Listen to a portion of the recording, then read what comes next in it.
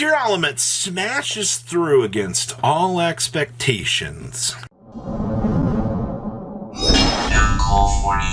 Make sure you guys smash the living crap out of that subscribe button so you guys do not miss out on more Oz content. We are going to be looking at the German Open out of this previous weekend, and this is very interesting to me because Fire Kings had such an advantage on the meta for this event. They had the craziest representation here, but they somehow managed to not get the win, which I think says a lot about how people were like, oh my gosh, you know, like, this deck is going to set up, it's going to be such a crazy mon. Yes, it was supposed to be that, but it didn't really get the chance to do just that. Now, winning the German Open was actually the Tier Elements, and you know, post a ban list, everybody and their mother was like, hey, the shuffle or the millers are gone. We no longer have to worry about the insanity that is the mill 5, mill 10, mill 12.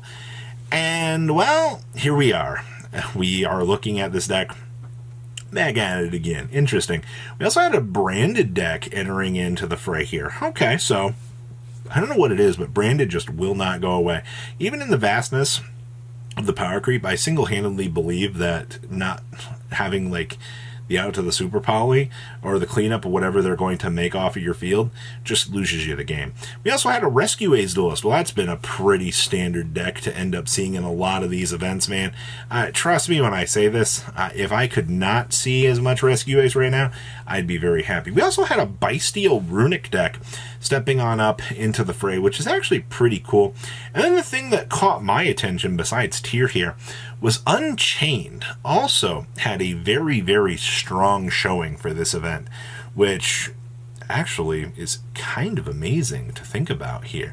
Now let's pass on over to deck list. Winning our event here, to nobody's surprise, is actually the power of King of the Swamp in Friends. You know, we went through discussions after discussions after discussions with people going, you know, King of the Swamp is such a bad card. Well, now you pretty much no longer have a choice.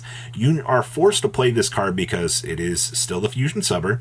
It still initially searches for Super Poly, which you searches for this good card. So you can kind of get the deck going and do your thing. Now, I also heard discussion of people trying to play multiples of these. Don't, all right? Don't try to brick down your deck, all right? You're not Unchained, all right? We still are doing one hobby with the triple City. This is pretty standard. Also 2 copies of the King Sarcophagus. This feels pretty normal here. Now, one of the things that this deck is doing that does work out in its favor is the Rescue Ace package has been seeing a lot of play in this deck. So you're able to use the impulses with the fire attacker here to set up and effectively sculpt your hand and then trigger one of your tier effects along the way. So yes, fire attacker, the draw 2, discard 1. Oh, okay, well I just discarded tier name. Now suddenly your entire deck is now turned on, and now your opponent's like, oh crap, like what am I supposed to do about this? You know, the turn 0 mechanics are still alive and doing the thing. Also, we still are sticking on double Fenrir. I think this has been pretty normal as of late. I haven't seen any tier decks trying to play 3 of this. Triple Solic, the 1 meta noise, that feels also pretty normal along the way here. I'm looking at the rest of this deck, though. I don't see anything in here that screams too out of left field to me.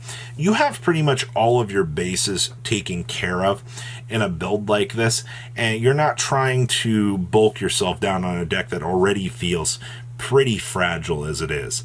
Next up here, we have, today we were feeling dangerous. We're playing 47 card branded. Now, your biggest little takeaway from this here, everybody, this card right here, Maximus. Yes, I cannot tell you how many builds out here that or people just are not prepared for Maximus right now.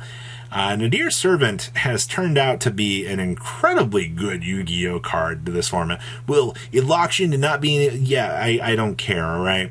We're setting up the Maximus to set up our resource plays through the opponent's turn, and we don't care. All right. Also, I want to point out here that there has been a rapid resurgence of Red Eye's Dark Dragoon pickups in the meta right now, and it's because a lot of people are looking to this deck right now and they're going, hey, what's up with this? What's got, everything kind of twisting and turning here? Well, everybody wants Dragoon right now. Like, the card is so strong. Who would have guessed not being able to be destroyed by card effects added on a card actually could make something like this very crucial. Now, obviously, let's not take anything away from the gimmick puppet lock. All right, being able to soft lock your opponent, have them not be able to play the game. We've seen the applications that do come with this.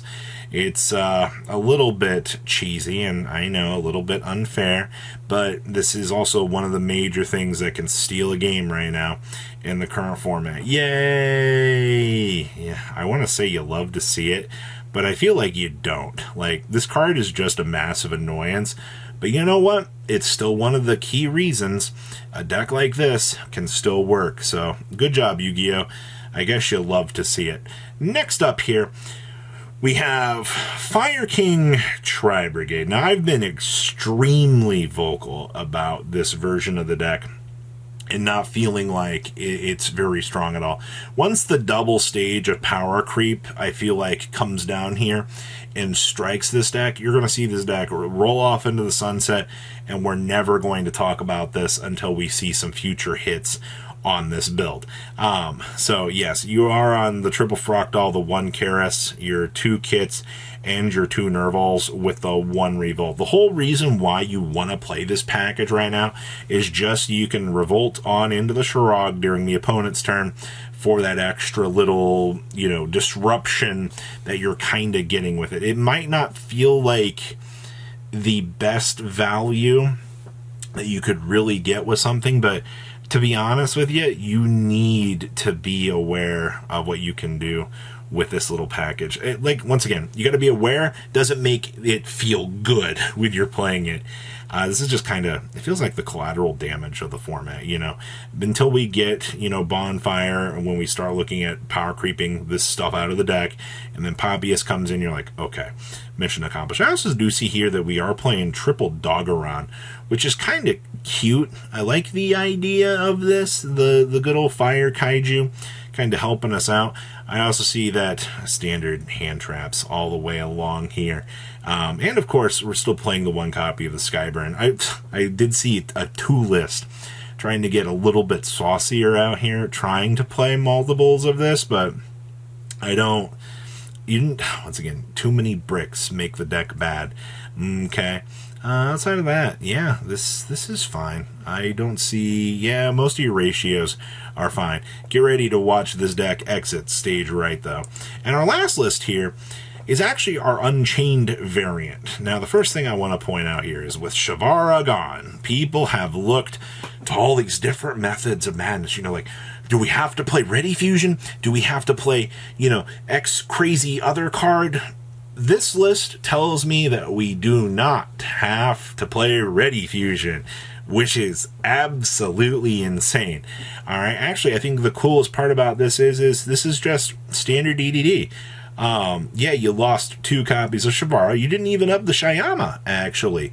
You just went ahead and you replaced it with some extra hand traps, and the deck still feels like the same pile of cards. It's able to still flow very beautifully and get you everything that you need initially set up, which is actually kind of mind-boggling to think about out here. I mean, they're even still doing the full DDD package, even with this stuff in the current numbers that it's at. Having the extra level 6s with the Soul Hunter was ideal so that you could turbo up this, but most of the way it looks here, didn't need it. Not much of a point here. Actually amazing.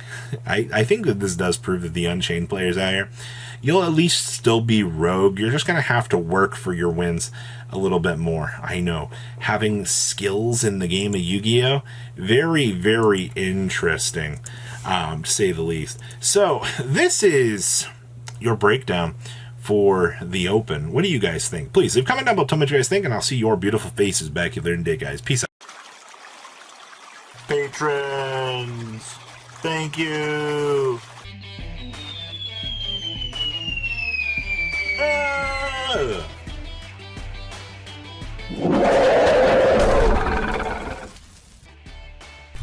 Thank you so much for watching. Check out these other videos.